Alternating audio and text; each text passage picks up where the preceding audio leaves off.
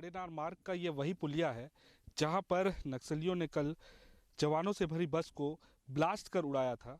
और ये वही जगह है जहां ब्लास्ट हुआ था और लगभग 6 फीट गड्ढा यहाँ पर हो गया था, लेकिन जवानों ने आज सुबह ही इस गड्ढे को पाट कर इसको समतल कर दिया है ताकि आवाजाही का जो रास्ता है वो रास्ता बंद ना हो।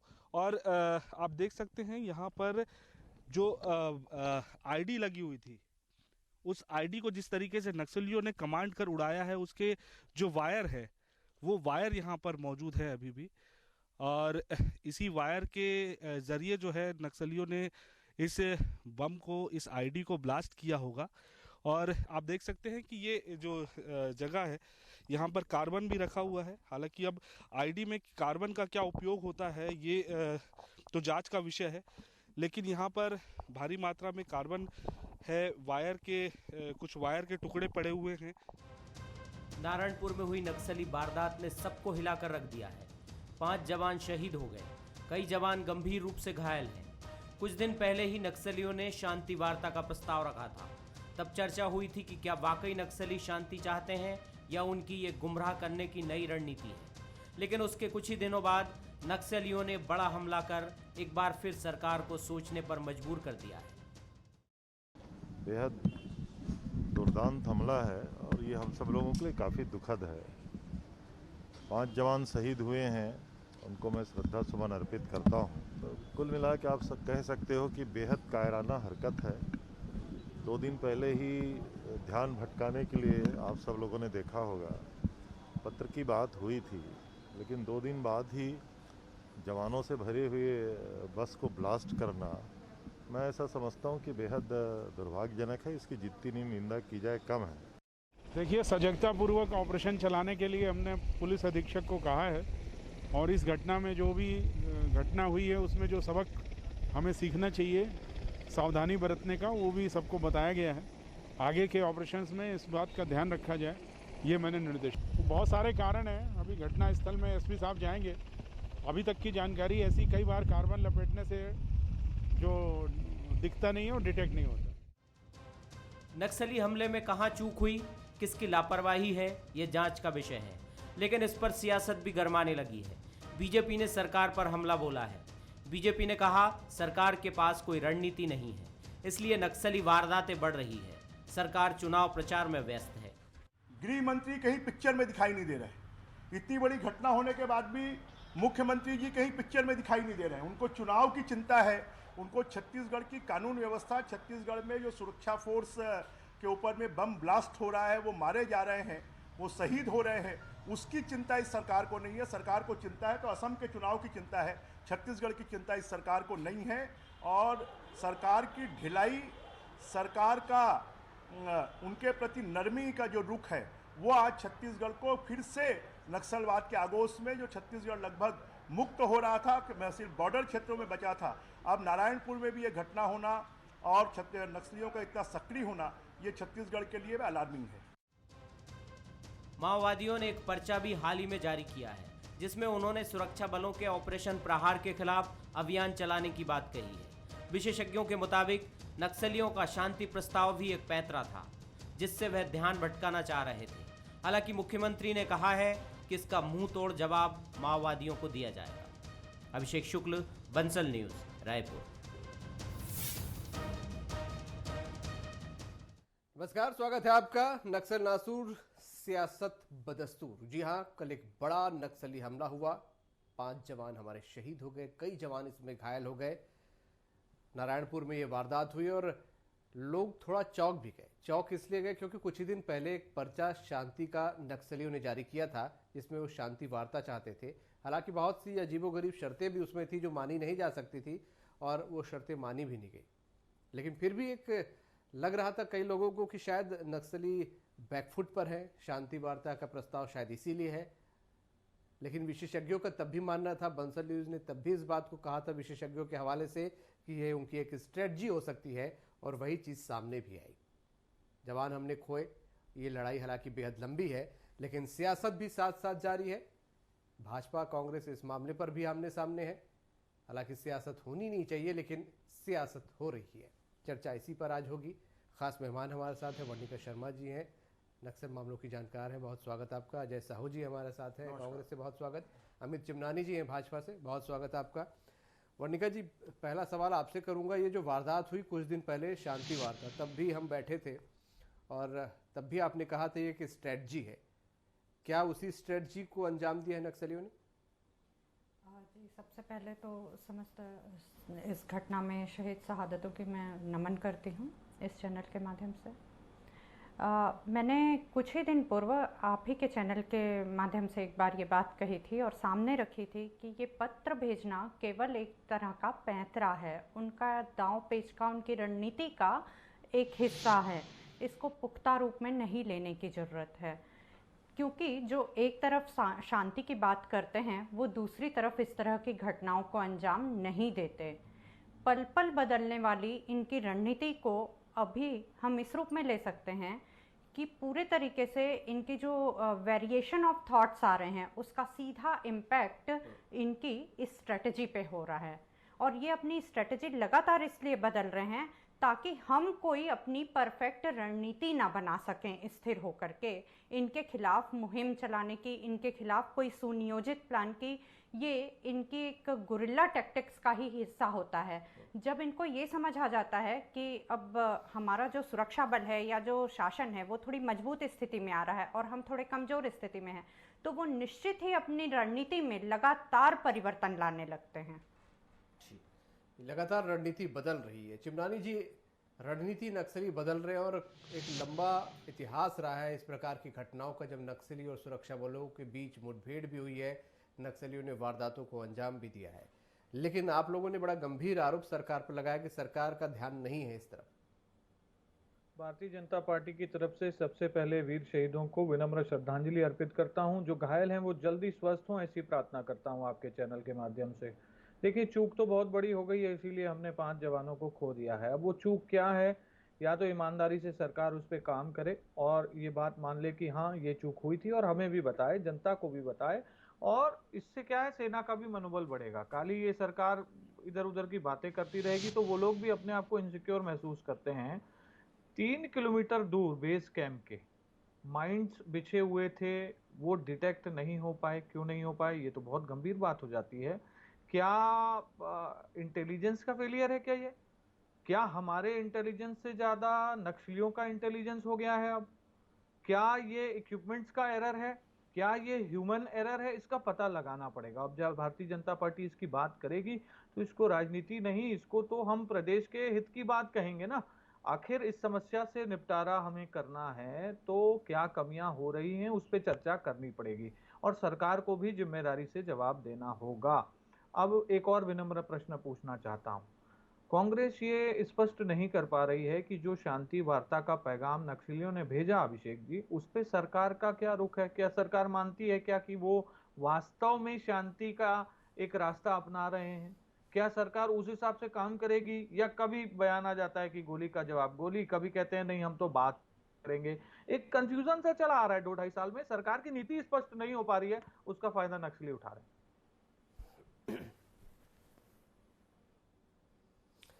अजय जी, गंभीर मसला है। नक्सली लगातार पहले भी वारदातों को अंजाम देते रहे और एक बार शांति वार्ता का प्रस्ताव भेजने के बाद या पर्चा जारी करने के बाद ये वारदात यहाँ पर हुई है।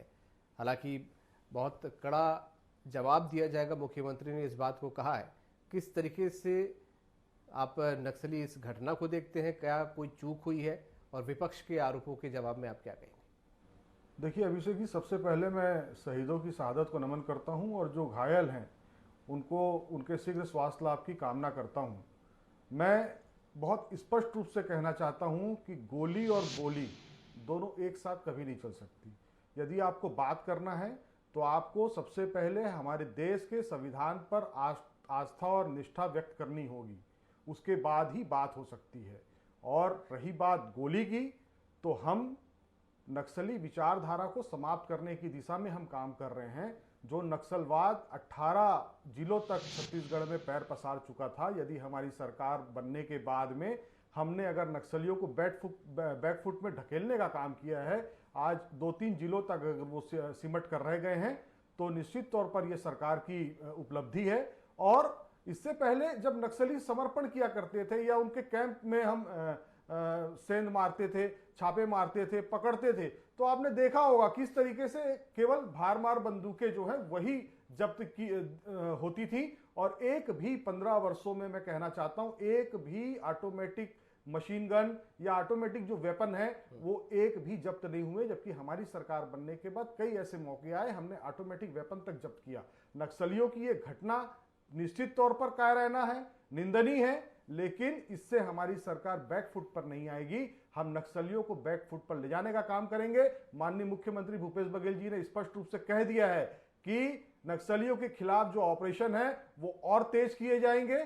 और बस्तर के जो लोग हैं, आप देखेंगे अभिषेक जी, नक्सलवाद की जो लीडरशिप है, जो बस्तर में लीडरशिप करती है, उसमें छत्तीसगढ़ का एक भी कोई बड़ा नेता नहीं है। जो लोग हैं छत्तीसगढ़ के लोगों को, भोले भाले आदिवासियों को, ये जो आंध्र प्रदेश के जो नेता हैं, महाराष्ट्र के जो नेता हैं नक्सलवाद के, ये लोग बरगला करके किस तरीके से पैसे का प्रलोभन दे करके या दूसरी तरीके से इनको अपने साथ ले लेते हैं। लेकिन जब बस्तर का जो निरीह आदिवासी है उसे जब समझ में आता है तो वो मुख्य धारा में लौटने की दिशा में काम करता है। वडिका जी, बैकफुट पर है नक्सली, ये बार बार हम इस बात का इस्तेमाल करते हैं, इस बात को बोलते हैं। क्या ये जो कल घटना को, वारदात को उन्होंने अंजाम दिया है, वो यही बात, इसी बात को गलत साबित करने की कोशिश कर रहे हैं अपनी उपस्थिति दिखाकर या वारदात को अंजाम देकर? जब हमने पिछली बार इस विषय पे चर्चा की थी तो मैंने स्पष्ट रूप से कहा था कि ये जो बैकफुट पे जा रहे हैं या नक्सली घटनाएं कम हो गई हैं, इतनी % गिरावट आई है, ये जो हम इसको लेके आत्ममुग्ध होते हैं, ऐसा कभी भी नहीं होना चाहिए। क्योंकि ऐसा लेके कहीं ना कहीं हमारी कार्यवाही में एक पॉश आता है, एक इंटरवल आता है, और जिसका ये लोग भरपूर दोहन करते हैं। जैसे कि पत्र भेजना भी एक इंटरवल क्रिएट करना ही था, कहीं ना कहीं वैचारिक रूप से कार्यवाही में एक इंटरवल आता है और यही इनके लिए बहुत ही उर्वरता का जमीन होता है। अब ये लोग जब इस प्रकार की घटना को अंजाम देते हैं तो वो ये बताना चाह रहे हैं कि पत्र भेजना किसी प्रकार की, हम कमज़ोर स्थिति में हैं इसलिए पत्र नहीं भेज रहे हैं। वो ये बता रहे हैं कि अभी भी हम अपनी आमद इस प्रकार की घटनाओं को दर्ज करा के, इस प्रकार की घटनाओं को अंजाम देके अपनी आमद दर्ज करा सकते हैं उस क्षेत्र में। इस घटना के पीछे दूसरा उद्देश्य उनका ये भी था कि अभी सुरक्षा बलों की कार्यवाही निश्चित रूप से आगे बढ़ती है, जो अभी गर्मी का सीजन आने वाला है, तो इस दौरान विजिबिलिटी, जो दृश्यता का परास है, वो बढ़ेगा। तो उनका दूसरा मुख्य उद्देश्य था कि सुरक्षा बलों के मनोबल को तोड़ना, किसी भी प्रकार से उनको एक, इसको कहते हैं सैन्य की भाषा में स्ट्रेटजी ऑफ एनिहिलेशन। ये बहुत सोची समझी रणनीति नहीं थी, इसको वेट एम्बुश भी हम नहीं कह सकते। वेट एम्बुश में क्या होता है, जब चारे का एम्बुश लगाया जाता है, किसी प्रकार में नक्सली वहां पे मूवमेंट कर रहे हैं ऐसी सूचना देके चारा डाला जाता है, एक कैज के अंदर बुलाया जाता है सुरक्षा बलों को। ये बिल्कुल उसी प्रकार की घटना थी। पर एम्बुश शब्द का उपयोग मैं इसलिए नहीं कर रही हूँ क्योंकि यहाँ पे किसी प्रकार की फायरिंग नहीं हुई है, केवल सुरक्षा बलों को एक प्रकार से ट्रैप किया गया है और अपनी आमद दर्ज कराई गई है कि अभी भी हम उस क्षेत्र में मजबूत स्थिति में हैं और हम अपनी बात कमजोर होके नहीं रख रहे हैं, हम बराबरी से अपनी बात रखने की स्थिति में हैं। ठीक है अजय जी, ये मनोबल तोड़ने की कोशिश के तौर पर देख सकते हैं या और भी जांच पड़ताल में पता चलेगा क्या वाकई इंटेलिजेंस में कुछ दिक्कतें थी या जो भी थी? क्या वजह है कि इतनी बैकफुट पर ढकेलने के बाद भी इस प्रकार की वारदातों को अंजाम देने में नक्सली सफल हो जाते हैं? बार बार जब चर्चा में हम बैठते हैं तो एक बात निकल कर आती है कि राजनीतिक इच्छा शक्ति की कमी है। क्या बहुत सारी बैठकों के बाद भी कहीं कोई दिक्कतें हैं? देखिए अभिषेक जी, नक्सलवाद का दंश अगर किसी ने छत्तीसगढ़ में झेला है तो कांग्रेस पार्टी ने झेला है। हमने अपनी लीडरशिप की पूरी एक फ्रंट लाइन खोई है, तो हम तो नक्सलवाद को किसी भी स्थिति में बर्दाश्त करने वाले नहीं हैं। हम संकल्पित हैं छत्तीसगढ़ को नक्सलवाद से मुक्त कराना, लेकिन ये मुक्त हम किस तरीके से कराएंगे? हम बस्तर के लोगों को रोजगार दिलाने का काम कर रहे हैं। वहाँ पर केंद्रीय गृह मंत्री से माननीय मुख्यमंत्री जी की चर्चा हुई है, वहाँ पर रोजगार के साधन उपलब्ध कराने की दिशा में हमारी सरकार काम कर रही है। और जब वहाँ बस्तर का जो एक आम आदिवासी है वो जब रोजगार से समृद्ध हो जाएगा, उसके पास पैसे आ जाएंगे तो वो नक्सलवाद की दिशा में जाने की कभी सोचेगा भी नहीं। इनको लोग आज भर्ती करने से नहीं मिल रहे हैं, इनको लोग नहीं मिल रहे हैं जो इनकी मदद कर सके, ऐसे लोग नहीं मिल रहे हैं। और चिट्ठी की जो बात है, चिट्ठी जैसे ही आई हमने इनकी चिट्ठी को कतई गंभीरता से नहीं लिया। हमने ये कहा कि अगर आपको बात करनी है तो आपको पहले संविधान में विश्वास जताना होगा, संविधान सम्मत जो कार्रवाई होगी वही की जाएगी। हम किसी भी तरीके से नक्सलवाद को महिमा मंडित करने वाले नहीं हैं, हम उनको बैकफुट में ढकेल रहे हैं। वो अपनी आमद दर्शा सकते हैं, वर्णिका जी बता रही हैं कि वो अपनी आमद दिखाने की कोशिश कर रहे हैं, उसके लिए वो हो सकता है कि इस तरीके की वारदात किए हों, लेकिन इससे हमारे जवानों का मनोबल ना तो टूटने वाला है और ना सरकार की जो राजनीतिक इच्छा शक्ति है वो समाप्त होने वाली है। मैं आपके चैनल के माध्यम से बहुत जिम्मेदारी के साथ ये बात कहता हूं, हमारी सरकार नक्सलियों के खिलाफ जो ऑपरेशन होंगे उसको बहुत तेज करेगी। और साथ ही आज प्रदेश के जो डीजी हैं वो भी क्षेत्र का दौरा किए हैं, नक्सल ऑपरेशन के जो एडीजी हैं उन्होंने भी वहां पर जाकर के बैठकें की है। और अगर ये किसी तरीके का इंटेलिजेंस फेलियर या किसी प्रोटोकॉल का उल्लंघन अगर कहीं हुआ है तो हम उसकी भी जांच कर रहे हैं। लेकिन जिनकी शहादत हो गई, उनके परिवार का एक सदस्य तो हमारे बीच से चला गया, ये बहुत दुखद है। लेकिन इसके बाद भी ये लड़ाई बदस्तूर जारी रहेगी। हम नक्सलियों को छत्तीसगढ़ से खदेड़ने में सफल होंगे, ये इसके लिए भूपेश बघेल जी की कांग्रेस सरकार जो है वो कृत संकल्पित है। चिमनानी जी, वारदातें एक लंबे समय से हो रही है, हमने देखा है, चाहे सरकारें किसी की भी रही हो, चाहे भाजपा की हो या कांग्रेस की। क्या ये जो फेलियर की बात आती है तो राजनीतिक इच्छा शक्ति की बात, जैसा मैंने जिक्र किया, वो एक बड़ी वजह है कमजोरी की, या वहां पर जो लोकल सपोर्ट नहीं मिल पा रहा या स्थानीय किसी प्रकार के दिक्कतें हैं वो एक बड़ी वजह है? क्योंकि जब भी ऐसी घटनाएं होती है, सियासत होती है, आरोप प्रत्यारोप का दौर चलता है। मैं फिर कहना चाहूंगा अभिषेक जी कि इस विषय पे चर्चा तो करनी पड़ेगी ना, सवाल पूछने पड़ेंगे तभी तो उसका रास्ता निकलेगा, अदरवाइज हम कैसे नक्सलवाद का खात्मा कर पाएंगे। बड़ा अच्छा आपने सवाल पूछा है कि ग्राउंड रियलिटी वहां पे क्या है। आप तमाम प्रकार के एक्सपर्ट्स को सुनेंगे, मैं भी सुन रहा था कि एक्सपर्ट्स अब 3 चीजें बहुत गंभीरता से कह रहे हैं। नंबर 1 कि अब नक्सलियों में लीडरशिप की कमी है, उनकी लीडर्स या तो मारे जा चुके हैं या बूढ़े हो चुके हैं। दूसरी चीज, अब हमारी आर्म फोर्सेस की ताकत जो पहले 20 साल पहले सिचुएशन थी उससे बहुत ज्यादा बढ़ चुकी है। तीसरा, जो स्थानीय लेवल पर लोग हैं वो खुद कह रहे हैं कि हमें आप इस चंगुल से निकाल लीजिए, हम बाहर आना चाहते हैं।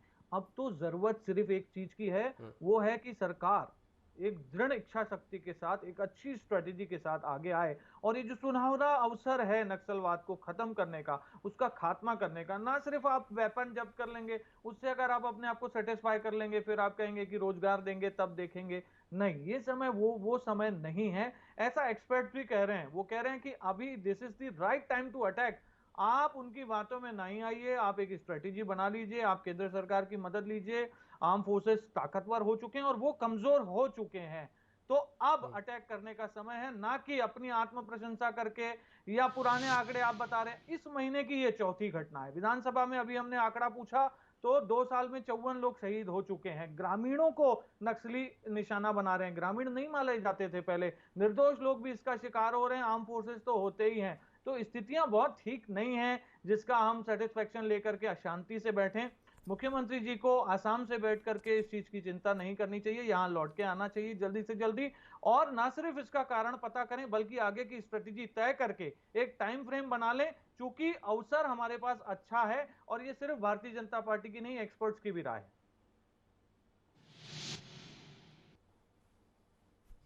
ठीक है, अवसर अच्छा है। अजय जी, माना जाए कि मुख्यमंत्री ने वहां से जो संदेश दिया उसमें कहा भी है कि जवाब मिलेगा।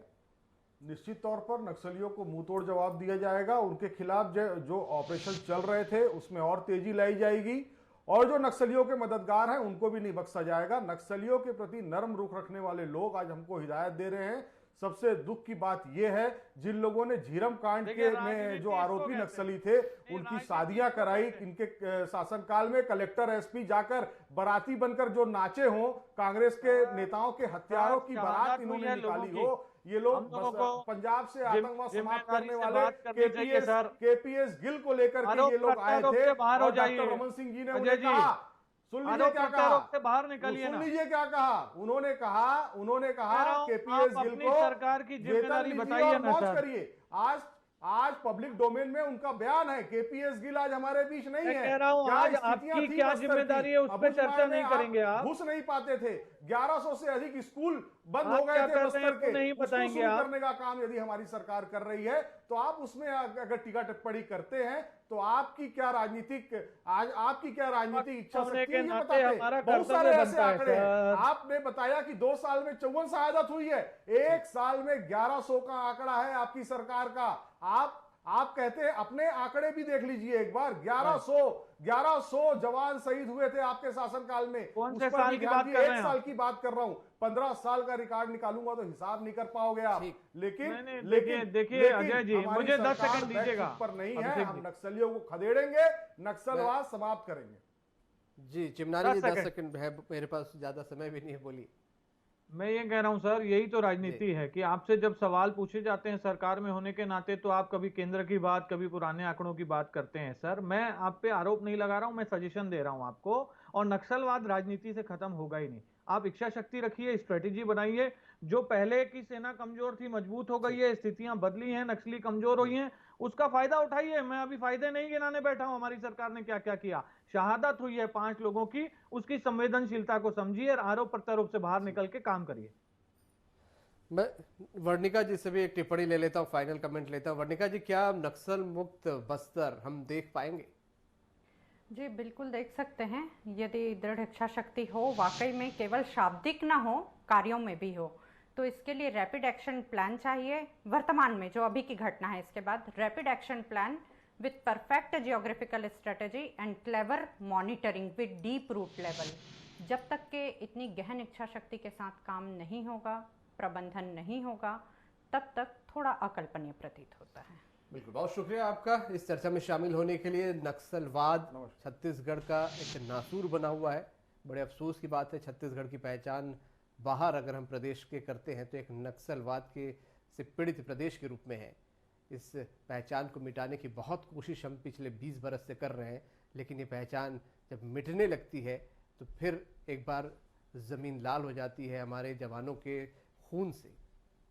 बस्तर नक्सल मुक्त कब होगा, इसकी बाट सभी बड़ी बेसब्री से जोर है। आज का मुद्दा में इतना ही। नमस्कार।